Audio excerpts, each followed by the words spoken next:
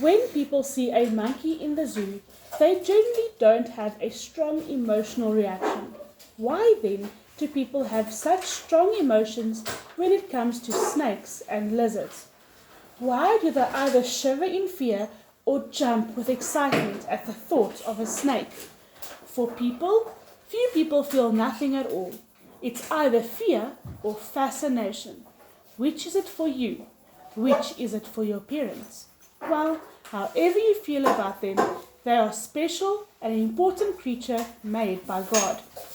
You have studied reptiles before, so you already know what makes a reptile a reptile. You learned about how they reproduce, how they breathe, their skin, and all other features that make these creeping creatures known as herps unique. To this point, we have studied only the reptiles that spend most of their lives in the water. In this lesson, we'll discuss the herps that live on the land. Class Reptilia contains lizards, turtles, snakes, and the like. It comes from a Latin word that means to creep. That's quite fitting, since we're now in the part of the book where we study the creeping things. Most reptiles creep or slither, and most can swim. Because they are cold-blooded, most reptiles warm themselves by basking in the sun. They are covered with thick, scaly skin from head to toe. This keeps them from drying out as they catch some rays. In fact, their scales are what separates them from other animals. Unlike the scales of a fish, a reptile's scales can't be removed one by one. They all grow as one whole piece. They don't stretch, so a reptile must molt in order to grow bigger. That means that their skin basically dries up and peels off, either in one piece or in flakes. Once the skin has peeled, the new skin stretches into place. Ah, that feels better. I'm sure if our skin got tighter and tighter as we grew, we'd enjoy a good molt now and then. There are 4 different orders of reptiles that are currently living in God's creation. Squamata, Testudinus, Crocodilia, and Rhynchocephalae. Squamata contains lizards and snakes. Testudines contain turtles and tortoises. Crocodilia contains alligators and crocodiles.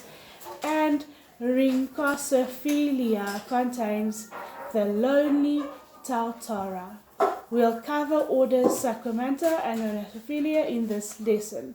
In the next lesson, we'll cover orders Crocodilia and Testudines, and we'll also squeeze in their slimy friends, the amphibians.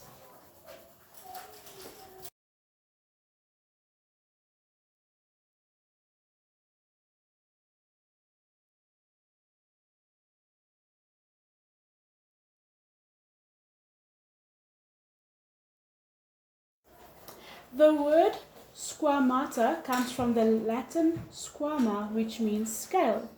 So it is no surprise that the order Squamata contains lizards and snakes, which are often called squamates. Let's begin our discussion of this order with the most unlikable kind of squamate, the snake. Has anyone ever stared at you without blinking? It gets a bit creepy after a while, doesn't it? When we were children, we often played a game to see who would blink first in a staring contest. Our class plays it all the time. Well, if you play that game with a snake, the snake would win because snakes don't blink. You see, rather than eyelids, snakes just have a transparent layer of skin over their eyes. This layer shields them when the squamate molts. Have you ever seen a snake's skin without the snake inside? The way a snake molts is quite fascinating. First, the new skin begins to grow under the old skin. The old skin starts to get duller in color. Even the eye coverings cloud over, causing the snake to be nearly blind. Well, As you may have guessed, this makes the snake vulnerable to predators. So, it usually hides somewhere to do its molting. Somewhere wet is preferred because moisture hastens the molting process. Then, after the eyes cloud over, the skin around the lips loosen and it's slowly forced back over the head, neck and body. The snake crawls through the narrow crevices and over anything rough in an attempt to crawl out of the old skin. Once the old skin is gone, the snake must feel wonderful because its new skin is shiny, its colors are bright, and most important of all, its eyes have returned to their usual, unblinking, sharp-seeing state. Most adult snakes molt 2 to 5 times a year. Juveniles molt more often because they grow more quickly. Because they are cold-blooded, snakes may bask in the sun to warm up or crawl under the ground or under leaf litter to cool down. Some snakes rest in water to cool off on hot summer days because almost every snake can swim. Unlike turtles, all snakes have teeth. Usually they are thin, needle-like teeth in the upper and lower jaw that point backward. Can you think of any reason that a snake's teeth would point that way? This design makes it difficult for a captured prey to escape once it has been bitten. Some snakes have hollow fangs in the front of their mouth that are used to inject venom. You may remember that snake venom is either neurotoxic, that makes the muscles, including those that control breathing, stop working, or hemotoxin, which interferes with the animal's blood flow. In the United States, there are only 4 types of venomous snakes: rattlesnakes, copperheads, cottonmouths, and coral snakes. Australia, on the other hand, has at least 21 species of snakes, venomous snakes, including the much feared death adders. There are so many poisonous snakes in southern Africa. However, a few of them are given below with their descriptions. We have the Cape Cobra. The Cape Cobra has the most potent venom. It's also called the yellow cobra, but they can have different colors like black, yellow, and brown. In South Africa, we also have the boomslang. The boomslang is another deadly one that is known in South Africa. It's got hemotoxic venom, and whenever it bites, it takes more than 48 hours before the person that is bitten can start feel the symptoms. And unfortunately, at this time, it would have become too late to treat it.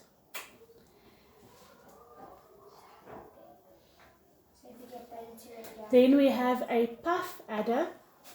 These are large, extremely venomous snakes, considered as part of the most dangerous snakes that are in the world. It's an ambush hunter. A puff adder can be under a tree for several weeks whilst waiting for something that can strike. When they are disturbed, they start to make a loud hiss. We also have a black mamba. This species is extremely venomous, and based on reports after the king cobra, is the second longest venomous snake. And then we have the wrinkle. The snake has a neurotoxic and partially cytotoxic venom and looks like a cobra. When it is threatened, like the cobra, it creates a hood with its head. Some other poisonous snakes in South Africa includes the snouted cobra, the Mozambique spitting cobra, the Gaboon vipers, the vine snake, and the Egyptian cobra. The truth is, many snakes are non-venomous, and though they may bite if you pick them up, their bite won't do any lasting harm to you. How do you feel about snakes? Do you think the earth would be a better place without them? Well, aside from the serpent in the Garden of Eden, the earth really needs snakes. You see, the rat population would quickly take over the world if we had no snakes. Snakes help to keep the population of insects and rodents under control. In fact, snakes, such as the black rat snakes, are called the farmer's friend because of the rat control they provide. Snakes have the same senses as other vertebrates, but they can't hear sounds the way mammals do. This is because they do not have ear openings. Instead, they detect vibrations that travel through the ground or water. As you study more science, you will learn that sound really is just a series of vibrations that travel through the air, walls, and ground. So when a snake detects vibrations, it is detecting sound. As a result, it is difficult to surprise a snake. Of course, snakes will generally try to hide or slither away if they hear you coming. What if you could stick out your tongue and taste the food that was being cooked in the kitchen? A snake's sense of taste and smell combine, so it can do just that. A snake flicks its forked tongue out into the air to gather odor and dust particles from the environment. The tongue moves these particles to the roof of its mouth, where it is collected by the Jacobson's organ. This organ tells the snake what's out there. So as the Bible says would happen to the serpents, snakes eat dust. However, this is a good thing for a snake, for it is often how the snake finds its dinner. Some snakes, called pit vipers, have another special sense. They can actually sense heat. Remember, warm-blooded animals have body temperatures usually higher than the temperature of their surroundings. It is impossible for us to see this without very complicated equipment. But pit vipers have special sensory organs, pits, in their head, between their eyes and their nostrils. These organs are considered by some to be the most sensitive heat detectors in the world. This means that even in the total darkness, a pit viper can detect and pinpoint anything with a temperature different from its environment. As a result, pit vipers tend to hunt for prey at night. After all, they have no problem finding their prey with their heat-sensing pits, but their prey will have a hard time seeing them coming. All snakes are carnivorous, but most would not be interested in eating you. Small snakes eat insects, spiders, and earthworms, while larger snakes will eat rabbits, birds, mice, rats, and frogs.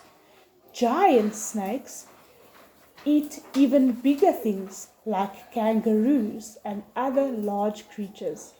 They eat by swallowing their prey whole. Many simply bite their prey and open wide their mouth to begin eating the struggling creature.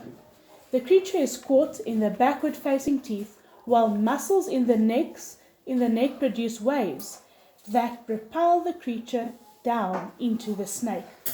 Others kill their prey with their poison and then swallow. Some snakes are constrictors. After striking, a constrictor loops its body once or more around its prey and tightens the coil each time the animal exhales. The animal eventually cannot breathe and dies from suffocation.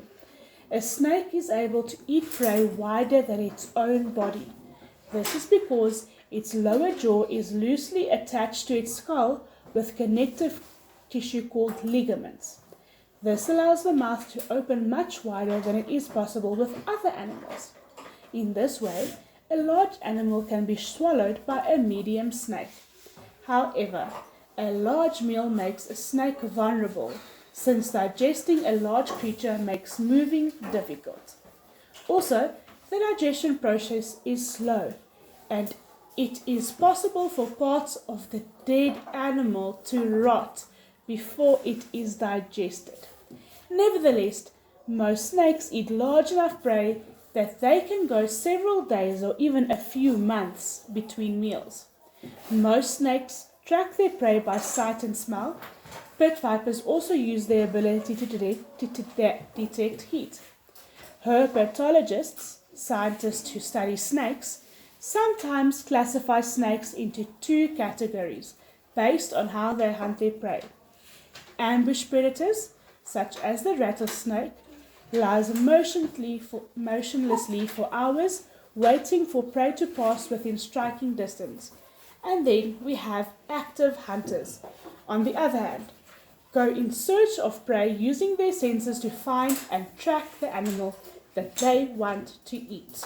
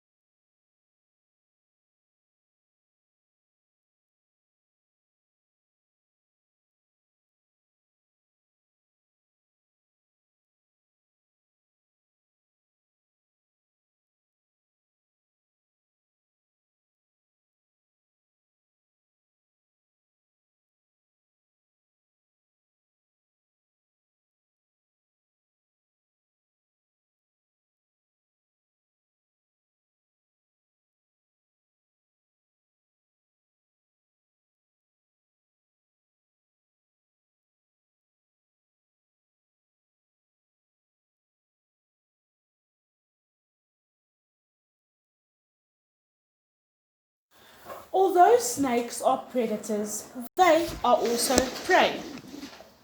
Almost every carnivorous animal will eat a snake. Birds, cats, raccoons, and alligators are examples of snake predators. In fact, many snakes prey on other snakes. A snake's number one defense against a predator is escape. Snakes are more afraid of you than you are of them. And if they can escape, they will. If they can't slink away, they will often try to lay motionless, hoping that you don't see them. Yet, if they are discovered, they try to scare you away. Generally, they attack only as a last resort. Many snakes try to trick you into thinking that they are much bigger than they really are.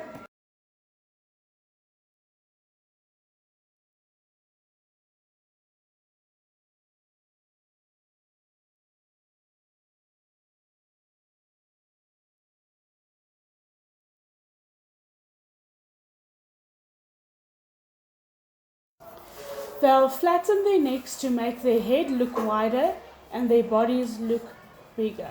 Harmless water snakes do this, making themselves look like a venomous cottonmouth. Cobras are also famous for doing this. A cobra will raise themselves up and stretch out their hoods, their skin near their head. This will make it look bigger to scare off any animal thinking of attacking.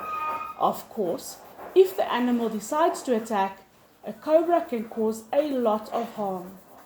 Its venom is a powerful neurotoxin that can even kill a person. So if you see a cobra stretch out its hood, you need to get away. The good news is that you can run a lot faster than any snake. However, if a snake is in striking distance, you don't want to move quickly because it will get scared and strike you.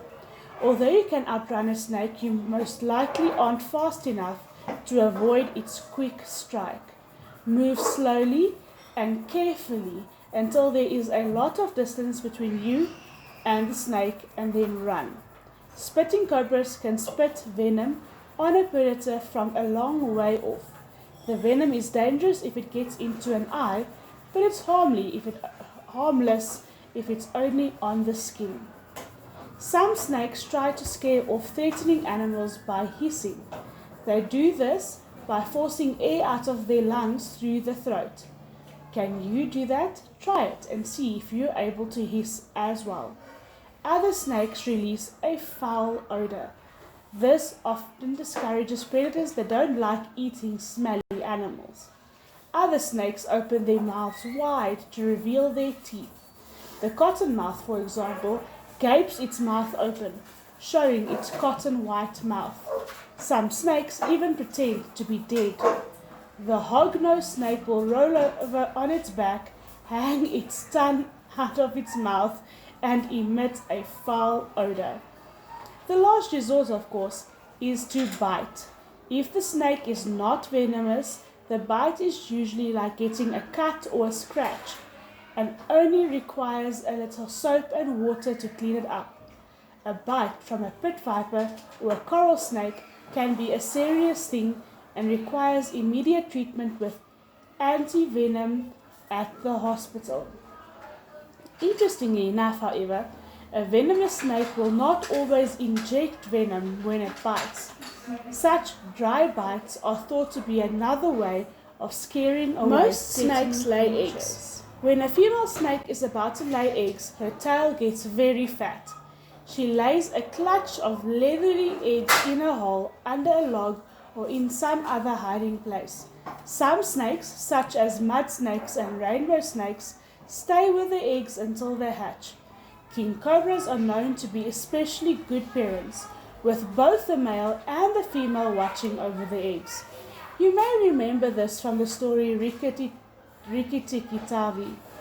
Another good parent is the python. Most pythons wrap their bodies around the eggs to keep them from getting too warm or too cold while they are developing. Other snakes might remain a few days and then depart, leaving the eggs to chance. Like most animals that hatch from eggs, snakes hatchling have an egg tooth designed to tear open the shell so that the baby snake can get out of the egg when ready. When the young hatch, they look just like their mom and dad, except for the egg tooth. The first time they shed their skin, the egg tooth disappears. Now, please understand that not all snakes lay eggs. Some mother snakes keep their eggs inside their bodies until they hatch, and the young then come out of their mother's body. This is not the same as mammals. A mammal mother provides nourishment for her young as it develops. A snake that keeps her eggs inside her body does not nourish the developing eggs. They get their nourishment from the egg.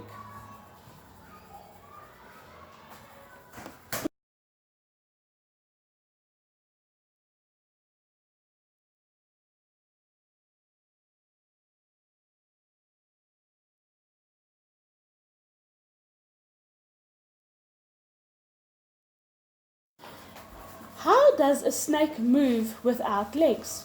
Well, it has special scales on its belly called scutes. These scales can actually grip the ground and push the snake forward. Larger snakes that are fairly heavy will simply lift their scutes forward, grip the ground with them, and push the ground with them. This pushes the snake forward in a straight line and is called a rectilinear motion. Most snakes, however, aren't heavy enough for this to be an effective way to move. As a result, snakes also move by lateral undulation. In this motion, the snake shapes its body into a S and the muscles push against tiny irregularities in the surface, such as pebbles, twigs, and plants. This is the slithering motion that most people associate with snakes. Snakes might also use a concertina motion. This is when the snake anchors the back of its body with its scutes and then extends the front part of its body forward. Then it anchors the front part of its body with its scutes, releasing the back scutes, and pulls the back of the body forward. They do this to move forward in tight spaces or to climb trees. Other snakes use a side-winding motion, especially when trying to move on smooth surfaces that have little to hold onto. In this motion, a snake lifts its head off the ground and pushes it in the direction of travel. When the head lands, it picks up the next section of its body and pushes it in the same direction, leaving the rest of the body in contact with the ground. It continues to do this over and over. This position is called side-winding because the snake travels sideways rather than in the direction the body is pointing. If you are having trouble visualizing this kind of motion, check online and see how it works. Though snakes are quite good at moving forward, they are pretty slow. Most snakes travel at 1 to 3 miles per hour. If it can't hide, you could easily catch it. The fastest snake on earth, the black mamba, has a maximum speed of under 13 miles an hour and can only do that for a short amount of time. These speed demons live in the tropical region of Snakes are Africa, found everywhere on including planet South Earth Africa. except Antarctica, Iceland, Ireland, Greenland, and New Zealand. So if you want to escape snakes altogether, you could move to one of those places. Imagine you're a skinny little snake. You need a place to hide and sleep. Where would you go? Well, you might slip into a hole in the ground made by another animal. You might also slip under a rock, a log, or a bush. You might slip under a house or a leaf litter. These are all places a person might find a snake. Snakes are usually found where there are rocks, bushes, and trees. Do you have rocks, bushes, and trees nearby? If so, there are probably snakes nearby as well. Some snakes are so small they may be mistaken for worms, such as thread snakes that grow to be only several inches long. The smallest of them can actually crawl through a pencil if the lead is removed. The largest snakes in the world are anacondas, and pythons. Currently, the longest known snake in the world was a reticulated python found in Indonesia. It was 33 feet long. Imagine that. However, that snake wasn't the heaviest snake ever found.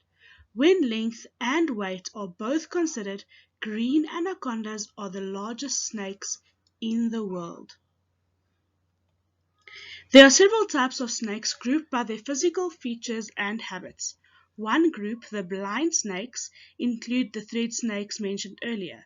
Blind snakes are not completely blind, but they do have very poor vision. They live almost their entire lives underground. They are extremely thin and covered with smooth scales that allow them to easily go through the soil. They can't open their jaws wide, and they only have a few teeth, which isn't that important since they eat termites and ants. Obviously, these little snakes don't need venom for their lifestyle, so they don't have it. The pit vipers I already mentioned are part of a larger grouping of snakes called the vipers. Vipers all have one thing in common: long, hollow fangs used to inject venom into their prey. These fangs are hinged so they fold up against the roof of the mouth and are covered by a thin layer of tissue when not in use. As you might expect, pit vipers are special vipers that have the heat-sensing pits I mentioned earlier. In general, pit vipers are found mostly in the New World, while the vipers that do not have heat-sensing pits, like adders and sand vipers, are found in the Old World. The next group of snakes is the elapids. They also have hollow fangs used to inject venom into their prey, but unlike the vipers, they cannot fold their fangs away when they are not being used. The elapids are much more dangerous than the vipers because their venom is a neurotoxin and is many times more powerful, and they are much more aggressive. Cobras, coral snakes, mambas, and the death adder of Australia are all elapids, as are the sea snakes. They are found mostly in the southern hemisphere or in tropical regions. When a snake is found outdoors or in your yard, it is probably a colubrid. They are sometimes called typical snakes because the majority of the snake species are part of this family. They include garter snakes, grass snakes, king snakes, whip snakes, and many others. Colubrids are generally venomless, but a few species like the boomslang and the African twig snake do have venom. In this venomous species, the venom usually comes from fangs in the rear of the mouth. This is different from vipers and elapids, whose venom-injecting fangs are in front of the mouth. When colubrids kill by constricting their prey, squeezing them until they can no longer breathe. Another group of snakes contains boas, pythons, and anacondas. These are not venomous, but they are very good at catching prey, which they bite and then constrict. Once the prey has died of suffocation, the snake loosens its grip and searches for the head. It's always easier for a snake to swallow a creature head first so the legs don't get tangled up. Though these snakes grow to be enormous, they can move easily through water and ambush most of their prey in the shallows when they come to drink. This is how most animals and people are caught by anacondas. Many people keep boas and pythons as pet, and although many are strong enough to suffocate a person by constriction, few people have been killed by their pet constrictors.